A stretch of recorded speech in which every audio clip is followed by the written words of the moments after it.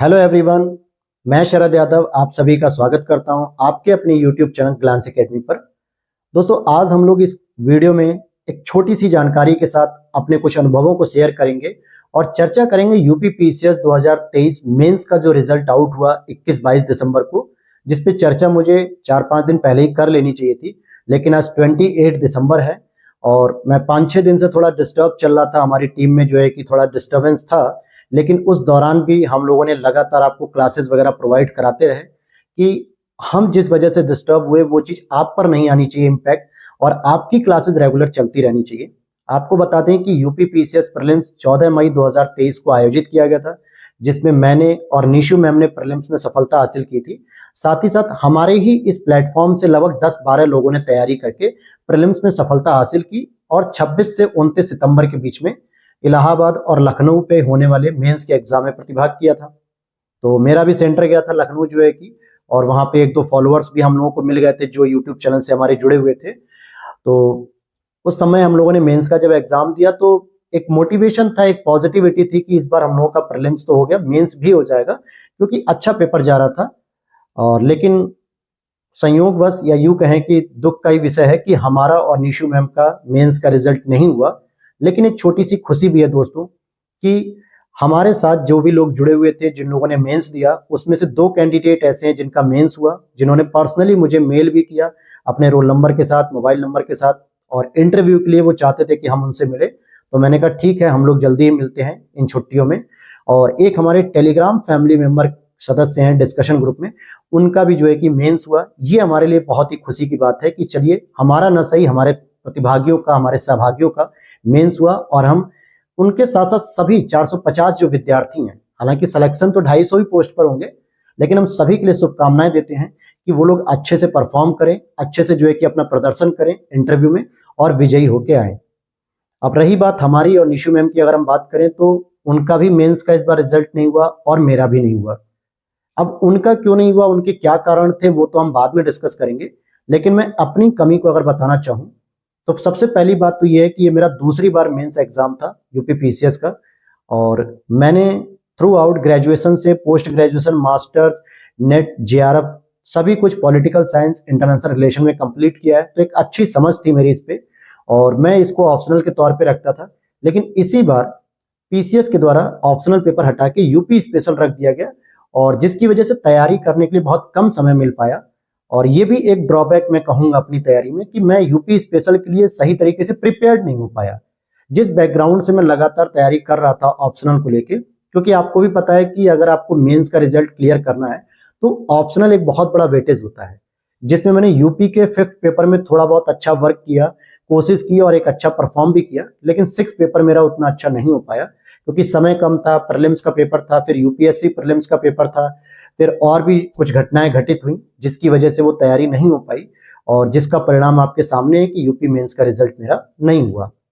हालांकि हमारे ही चैनल के थ्रू और बहुत सारे वीडियोस के कमेंट सेक्शन में आप लोगों ने पूछे, फिर पर्सनली मुझे कुछ लोगों ने व्हाट्सअप भी किए, टेलीग्राम भी किए। नूतन यादव जी थी और उर्वशी राज जी थी, और भी 1-2 लोग कैंडिडेट थे।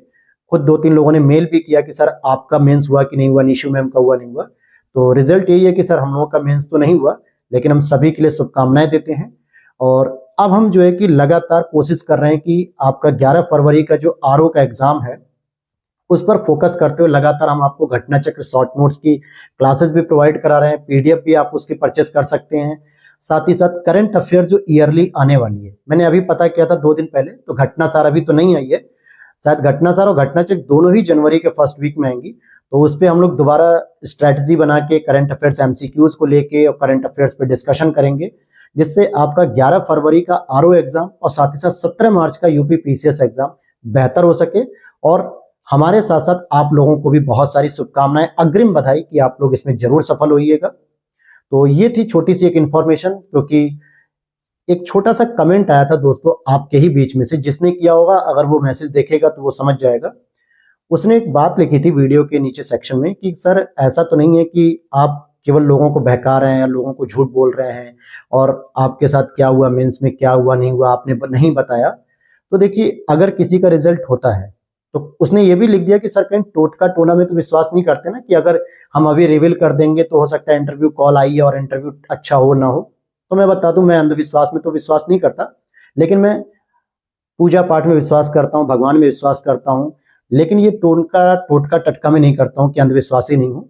भाई अगर मेरा रिजल्ट होता तो भी मैं बता देता, नहीं हुआ तो मैं थोड़ा अपसेट था, हमारी टीम थोड़ी डिस्टर्ब थी इस चीज को लेके, और जिसका हम चाहते थे कि प्रभाव आप पर ना पड़े, इसलिए लगातार हम लोग क्लासेस भी दे रहे थे, कोई ब्रेक नहीं किया हमने क्लासेस में, चाहे वो करंट अफेयर्स हो, घटना चक्र, शॉर्ट नोट्स हो, लगातार हम क्लासेस दे रहे थे।